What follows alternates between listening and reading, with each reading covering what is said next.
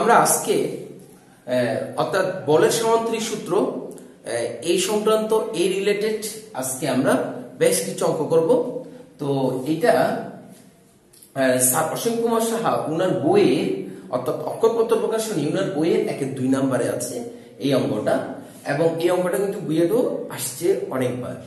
So বলছি কি দেখি, কোন বিন্দুতে ক্রিয়ারত পি ও কিউ মানের দুইটি বলের লব্ধি পি বলের দিকের সাথে 60 ডিগ্রি কোণ উৎপন্ন করে। পি ও কিউ মানের দুইটা বল কোন একটা বিন্দুতে ক্রিয়ারত আছে, তাদের লব্ধিটা পি বলের দিকের সাথে 60 ডিগ্রি কোণ উৎপন্ন করেছে। পি বলটিকে দ্বিগুণ করলে উক্ত কোণ 30 ডিগ্রি হয়। পি ও কিউ এর অন্তর্গত কোণ নির্ণয় করো। আজকে আমরা যে অঙ্কগুলো করছি সেটা হচ্ছে অন্তর্গত কোণ রিলেটেড অঙ্ক, ঠিক আছে? দুইটা বলের অন্তর্গত কোণ, তার মানে কি আমাকে প্রথম হচ্ছে পি ও কিউ এর অন্তর্গত কোণ নির্ণয় করতে বলছে। কি পি ও কিউ দুইটা বলের অন্তর্গত কোণ মানে আলফা, ঠিক আছে? যদি বলতো লব্ধি যে বলের সাথে কোণ তৈরি করছে তার মানে সেটা হচ্ছে থিটা। ওকে, সো আমাকে এখানে আলফা বের করতে বলেছে। তো আমি ধরে নিচ্ছি কোন একটা বিন্দু, মনে করেন সেটা হচ্ছে ও বিন্দু। ও বিন্দুতে দুইটা বল, একটা হচ্ছে পি বল আর একটা হচ্ছে কি করছে, আরেকটা হচ্ছে কিউ বল। মনে করেন এ হচ্ছে কিউ বল, এ হচ্ছে কিউ বল, ঠিক আছে? ধরে নিচ্ছি তাদের মধ্যবর্তী কোণ আলফা, সেটাই আমাকে বের করতে হবে। তো তাদের মধ্যবর্তী কোণ কত? আলফা। তো কোন বিন্দুতে কি আর হতো পি ও কিউ মানে দুইটি বলের লব্ধি পি বলের দিকের সাথে এই পি বলের সাথে 60 ডিগ্রি কোণ তৈরি করেছে। এই পি বলের সাথে এইটাই ছিল প্রশ্ন, ঠিক আছে? কে এটা? লব্ধি কত ডিগ্রি কোণ তৈরি করেছে? পি বলের সাথে 60 ডিগ্রি। তাহলে টিটের মান বলে দিয়েছে আমাকে 60 ডিগ্রি। তাহলে প্রথম কন্ডিশন থেকে আমরা কি পাচ্ছি এখানে? প্রথম কন্ডিশন থেকে আমাদের কাছে টিটে যেহেতু বলে দিয়েছে tan, আমরা গত পর্বগুলোতে আমরা লব্ধির মান এবং দিক যেটা দেখেছি tan θ = q sin alpha divide by p plus q cos alpha. কিরকম ছিল? tan টিটের জায়গায় আমাদের কাছে কত আছে? 60 degree equal to p equal to q sin alpha. এখানে দুইটা মধ্যবর্তী কোণ ধরেছে alpha, q sin alpha divided by p plus এখানে পি টা যে বলের সাথে লব্ধি কোণ তৈরি করবে সেই বল একা থাকবে, p plus q cos alpha. এটাই তো ছিল না প্রথম কন্ডিশন থেকে। কোন বিন্দুতে ক্রিয়ারত পি ও কিউ মানে দুইটি বলের লব্ধি পি বলের সাথে 60 ডিগ্রি কোণ উৎপন্ন করে। আমি প্রথম লাইনটার কথা বললাম, 60 ডিগ্রি কোণ উৎপন্ন করে। ওকে, এরপরে আসেন বলছে পি বলটিকে দ্বিগুণ করলে, এই বলটাকে যখন আমি আরো দ্বিগুণ করে ফেলবো অর্থাৎ টুয়াইস পি করে ফেলবো, ঠিক আছে? এই বলটা যেহেতু দ্বিগুণ করা হচ্ছে, বলটা আগে যদি 5 নিউটন কাজ করে এখন কাজ করবে 10 নিউটনে, ঠিক আছে? পি বলটিকে দ্বিগুণ করলে উক্ত কোণ মানে লব্ধির কোণ 30 ডিগ্রি হয়। তখন লব্ধির কোণটা, কারণ এটা যদি এটা মনে করেন 2 নিউটন বল টানতেছে, এটা 5 নিউটন বল টানতেছে সাপোজ, এখন সেটাকে যদি আরো বাড়িয়ে দিই তাহলে কোন একটা বস্তু যে দিকে লব্ধিটা যেত ওটা কি আর ওদিকে যাবে? এই দিকে বলটা বেড়ে যাওয়ার কারণে এই দিকে আরো চেপে যাবে। বললাম বড় বলের দিকে লব্ধি হেলে যায়, ঠিক আছে? তাহলে তখন লব্ধিটা এখানে 60 ডিগ্রিটা, হ্যাঁ ঠিক আছে? তাহলে তখন লব্ধিটা পি বলের দিকের সাথে কি করে বলছে 30 ডিগ্রি কোণ তৈরি করছে। তখন 30 ডিগ্রি কোণ তৈরি করছে, তখন লব্ধি 30 ডিগ্রি কোণ তৈরি করছে। প্রথমে পি বল এবং কিউ বল যে আলফা কোণে ক্রিয়ারত ও বিন্দুতে, তখন লব্ধি গেছে এই বরাবর, তখন পি বলের সাথে 60 ডিগ্রি কোণ তৈরি করেছিল। যখন পি বলটাকে দ্বিগুণ করা হলো, লব্ধি আরো একটু পি বলের সাথে কি হয়ে যাবে? চেপে যাবে না, ঠিক আছে? অর্থাৎ কোন একটা বস্তুকে যদি আপনি 10 নিউটন বলে টানেন, এদিকে যদি এটাকে 5 নিউটন বলে টানেন, ঠিক আছে? তো লব্ধি কার দিকে হেলে যাবে? বড় বলের দিকে হেলে যাবে না? ঠিক তাই এখন এই বলটা যখন আরো বেড়ে গেল, আগের থেকে এখন 30 ডিগ্রি কোণ তৈরি করেছে লব্ধি বলটা পি বলের সাথে, তাও আবার পি বলের সাথেই করেছে। তাহলে দ্বিতীয় কন্ডিশন থেকে এখানে আমরা কি পাচ্ছি? আবার দ্বিতীয় কন্ডিশন থেকে আমরা পাচ্ছি তাও কিন্তু এটি থিটা পি বলের সাথে কোণ তৈরি করেছে। তাহলে tan 30 degree equal to q sin alpha divided by p. পিটা এখন কি হয়ে গেছে? দ্বিগুণ করা হয়েছে, twice p plus q cos alpha. Very clear একেবারে। তাহলে কন্ডিশন থেকে আমরা এটা লিখতে পারি। তাহলে আমরা এখানে কি ধরেছিলাম এটা একটু লিখে দিবেন। ধরি ও বিন্দুতে পি ও কিউ মানের দুটি বল ক্রিয়ারত, তাদের লব্ধি আর পি বলের সাথে 60 ডিগ্রি কোণ তৈরি করে। এই কথাটা এখানে লিখবেন। দ্বিতীয় সূত্র মতে টুয়াইস পি বলকে যখন দ্বিগুণ করা হলো তখন টুয়াইস পি বলের সাথে কত কোণ তৈরি করছে? 30 ডিগ্রি কোণ তৈরি করেছে। কথাটা একটু লিখবেন। ওকে, তাহলে এখান থেকে আমরা কি পাচ্ছি দেখি তো। এখান থেকে আমরা পাচ্ছি tan 60 degree equal to √3 equal to q sin alpha divided by p plus q cos alpha. Okay, ঠিক আছে। তাহলে এখান থেকে কি পাচ্ছি দেখেন তো, তাহলে tan 30 degree equal to 1/√3 equal to q sin alpha divided by twice p plus q cos alpha. ঠিক আছে। সো আমি এটাকে যদি ইকুয়েশন নাম্বার 1 ধরি, এটাকে যদি আমি ইকুয়েশন নাম্বার 2 ধরি, তাহলে এই দুইটা ছিল আমার কাছে লব্ধি। আচ্ছা, সো ইকুয়েশন 1 ভাগ 2, ঠিক আছে। ইকুয়েশন 1 আর 2 কে যদি ডিভাইড করি, এখান থেকে আশা করি আমরা আলফা কোণটা পেয়ে যাব। অর্থাৎ এখানে আমাকে ফাইন্ড আউট করতে বলছে কি? আলফা। তাহলে √3 divided by 1/√3 equal to q sin alpha divided by p plus q cos alpha. q sin alpha divided by 2p plus q cos alpha. এই ছিল বিষয়। এখন এখান থেকে কাটাকাটি করলে এখানে √3 1/√3 হয়ে যাবে, মানে √3/1 হয়ে যাবে equal to q sin alpha divided by p plus q cos alpha. ঠিক আছে। তাহলে এখানে আসবে আমার কাছে কি? এখানে আসবে আমার কাছে twice p plus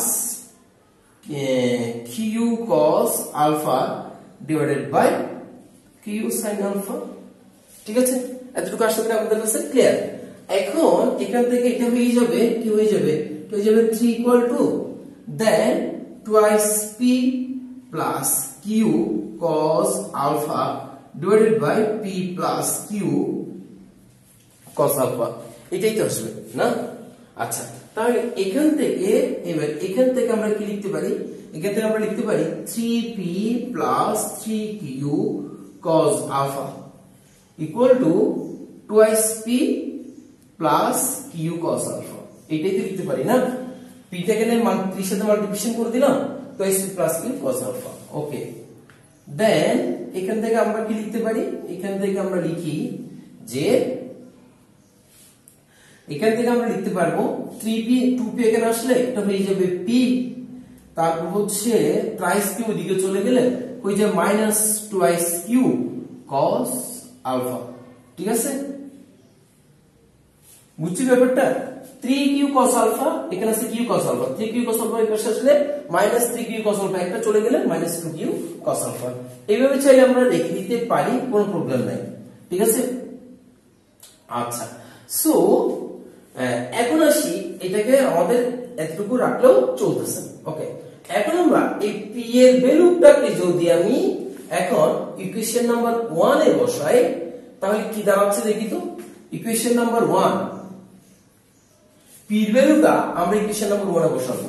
√3 equal to q sin alpha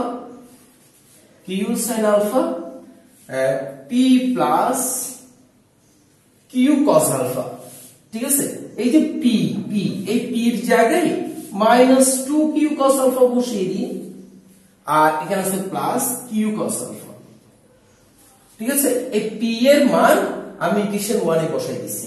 okay, so খুবই সিম্পল একেবারে। তাহলে এখানে √3 equal to q sin alpha, আর এখানে থাকবে মাইনাস q cos আলফা। ঠিক আছে, তো q কাটা গেলে আমার কাছে থাকে √3 equal to minus tan alpha.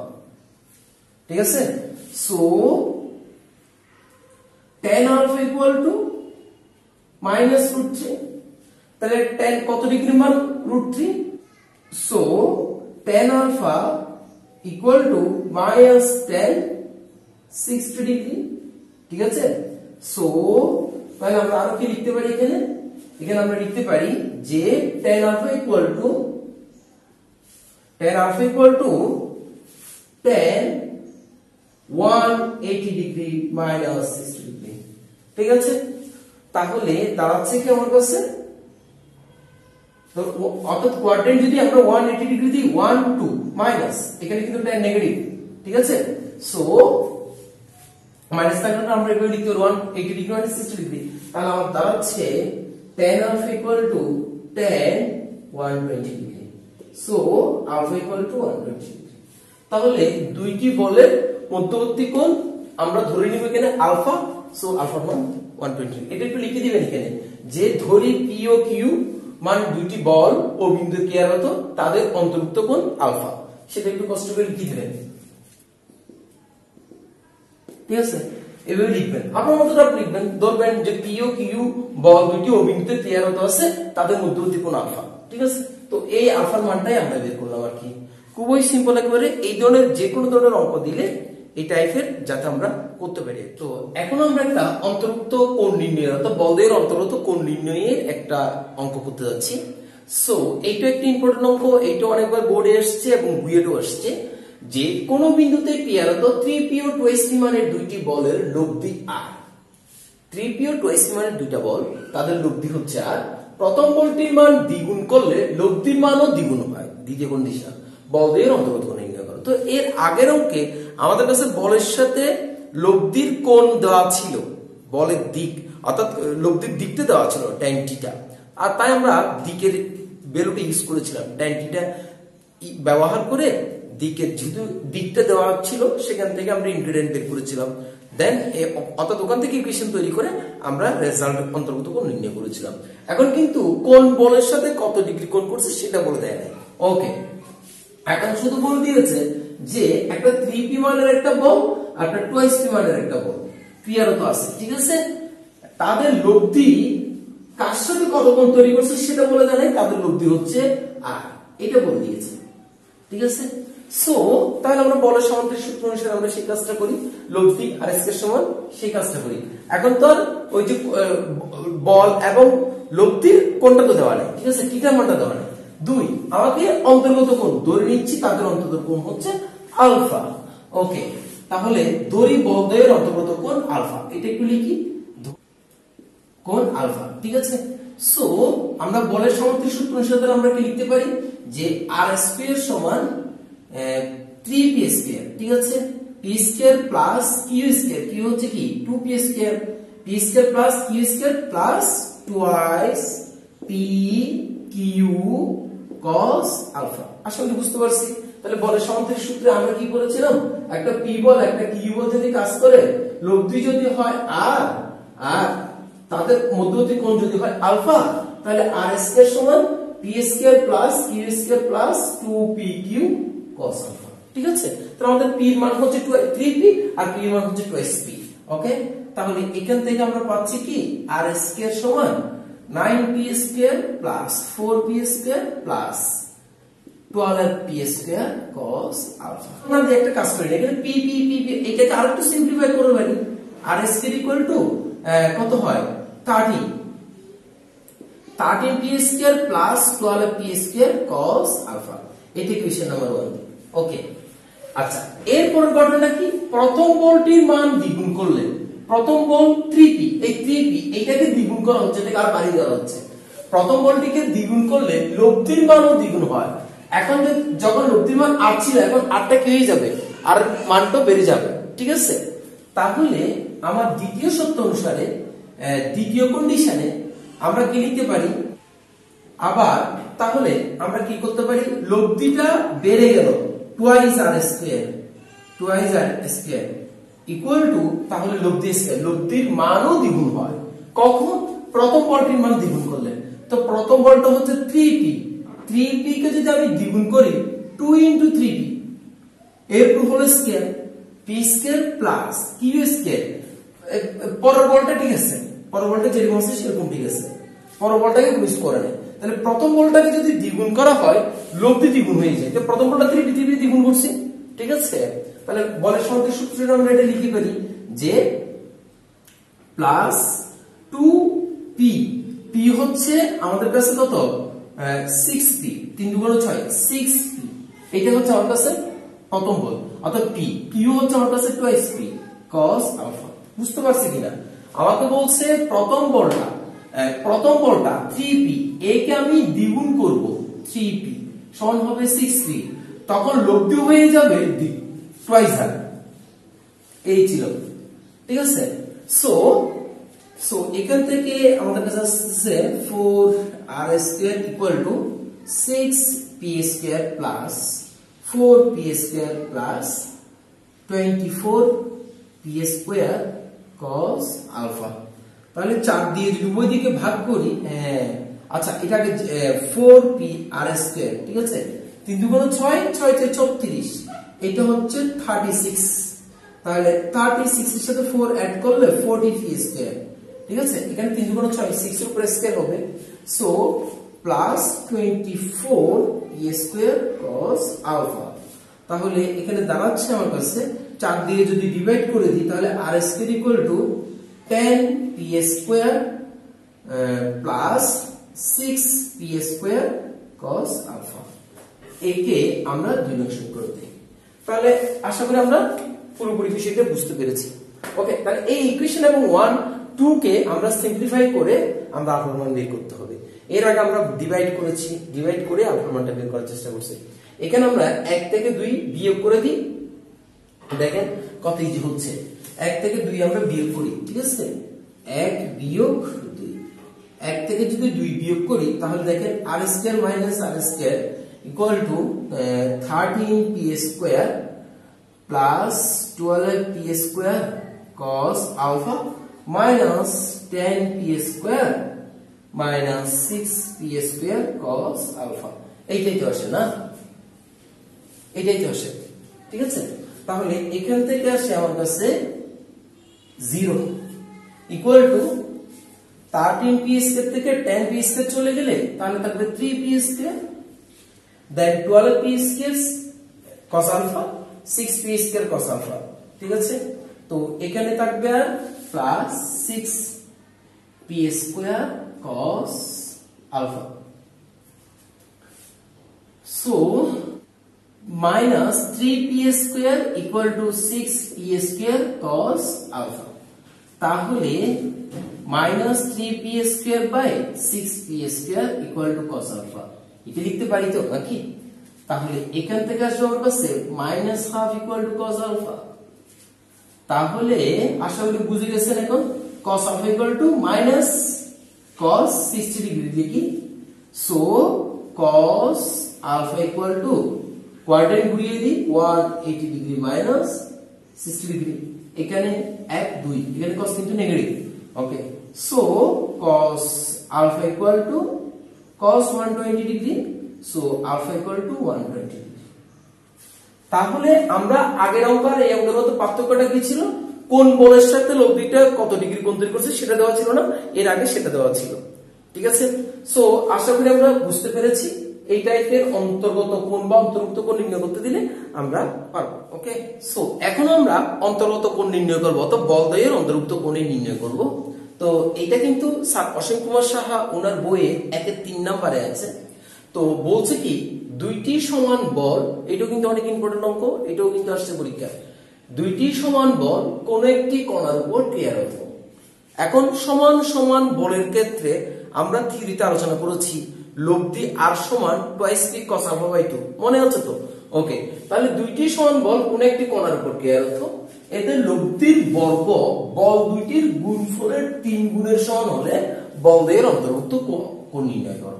অর্থাৎ আমি আগে প্রথম লাইন আছে দুইটি সমান সমান বল, মনে করেন এটা একটা বল, এটাও সমান, এটাও যে বল, মনে করেন এইটাও সমান, দুইটা কিন্তু সমান সমান বল, এইটাও পি বল, এটা 5 নিউটন বলে, এটাও 5 নিউটন, ঠিক আছে। দুইটা সমান সমান বল ক্রিয়ারত আছে একটা কণার উপরে, মনে করেন অগ্নিতে ক্রিয়ারত। তাহলে এদের লব্ধির বর্গ, তাহলে এদের লব্ধি নিশ্চয় হবে আর, ধরে নিচ্ছি এদের লব্ধি হচ্ছে কত আর। দুইটা কিন্তু সমান সমান বল, ঠিক আছে। তো সমান সমান বলের ক্ষেত্রে আমরা জানতাম যে আর সমান twice p cos alpha by 2, এটা দিয়ে কিন্তু সমস্যা হয়, এই মুহূর্তে অঙ্কটা করা যায়। আর যদি বলুন যে না থিওরিতে দেখেছিলাম বা মনে নাও থাকতে পারে, তখন কি হইতে পারে, আমরা সরাসরি অঙ্কটা করবো। সেটা হচ্ছে আমরা জানি কি যে পি কিউ ও বিন্দুতে যদি ক্রিয়া করে লব্ধি যদি আর হয় তাহলে আমরা কি জানি যে বলের সমান্তরাল সূত্র অনুসারে আর স্কয়ার সমান পি স্কয়ার। আমার এখানে দুইটাই সমান বল, পি যেই বল কিউ সেই বল, তার মানে p square plus twice p q cos alpha. এটা লিখতে পারি কিনা সত্য অনুসারে দুইটা সমান বল, তো পি বল পি আর কিউ দুইটাই সমান বল, তাহলে এখানে পি কিউ জায়গায় পি কস আলফা যদি ফর্মুলা আমার মনে না থাকে। আর এখানে লিখতে পারেন চাইলে ধরি দুইটি সমান বলের পি মানের দুইটি সমান বল, পি মানের দুইটি সমান বলে অন্তর্ভুক্ত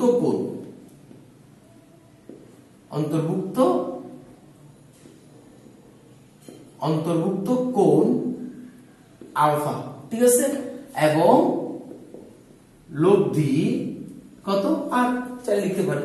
তাহলে এখান থেকে আমরা কি পাই? এখন আমাকে সত্য দ্বিতীয় সত্য কি বলেছে? বলছে লব্ধির বর্গ, লব্ধি যদি আর হয় আর স্কয়ার সমান লব্ধিকে বর্গ করলে লব্ধির বর্গ বল দুইটি গুণফলের 3 গুণের সমান। তাহলে বল দুইটার গুণফল পি ইনটু টি, বল দুইটার গুণফলের 3 গুণের সমান 3, সো 3p স্কয়ার। আশা করি ক্লিয়ার। তাহলে আমি এখানে আর স্কয়ার এর জায়গায় 3p স্কয়ার লিখে দিলাম, 2p square plus 2p square cos alpha. তাহলে এখানে 2p স্কয়ার এখানে আসলে তাহলে হবে 2p square equal to 2p square cos alpha, ঠিক আছে। এখানে 2p স্কয়ার এবার আসলে 3p স্কয়ার থেকে একটা 2p স্কয়ার চলে গেলে p স্কয়ার, তাহলে এখানে থাকে আমার কাছে p square by 2p square equal to cos alpha.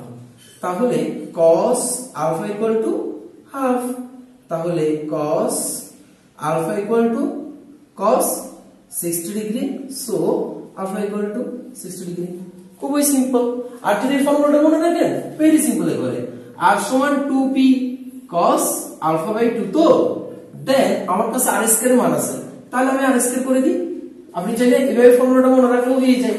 তাহলে কত হবে 4p square cos square alpha by 2 না। তাহলে r স্কয়ার এর জায়গায় আমাদের কাছে কি আছে? r স্কয়ার এর জায়গায় আমাদের কাছে আছে 3p স্কয়ার, ঠিক আছে, 3p square 4p square cos square alpha by 2।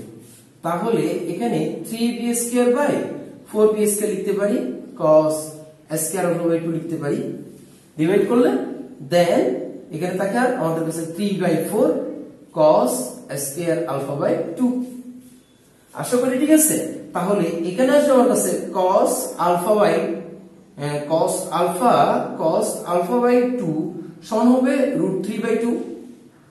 তাহলে এখানে আসলে আমার কাছে cos আলফা বাই 2 সমান হবে cos 30 ডিগ্রি, ঠিক আছে। তো সো cos কাটা গেলে alpha by 2 equal to 30 degree, then alpha equal to 60 degree. Okay, so তাদের অন্তর্ভুক্ত কোণ হচ্ছে কত ডিগ্রি? 60 ডিগ্রি। সো অন্তর্গত কোণ নির্ণয় করতে দিলে এই ক্যাটাগরির অন্তর্গত কোণ নির্ণয় করতে দেয়, ঠিক আছে। তো যেভাবে দেখ না কেন আশা করি আমরা করতে পারবো। তো সমান সমান বলের ক্ষেত্রে আমরা আরেকটা অঙ্ক দেখি, এটা 19 সালে আসছে। কোন বিন্দুতে পরস্পর 120 ডিগ্রি কোণে ক্রিয়ারত দুইটি সমান সমান বল, আবার সমান সমান বল, এবং তাদের মধ্যবর্তী কোণটা বলে দিয়েছে 120 ডিগ্রি। লব্ধি 4 নিউটন, লব্ধিটা বলে দিয়েছে 4 নিউটন হলে বল দ্বয়ের মান কত, বল দুইটা কত মানে কাজ করতেছে সেটা। তাহলে আমরা খুব সিম্পল লেখা করে বলতে পারি না বল দ্বয়ের মান কত। তাহলে লব্ধি আর সমান আমরা কি জানি? সমান সমান বলের ক্ষেত্রে 2p cos আলফা বাই 2 না। তাহলে লব্ধির মান হচ্ছে কেন আমাদের কাছে 4 নিউটন, ঠিক আছে।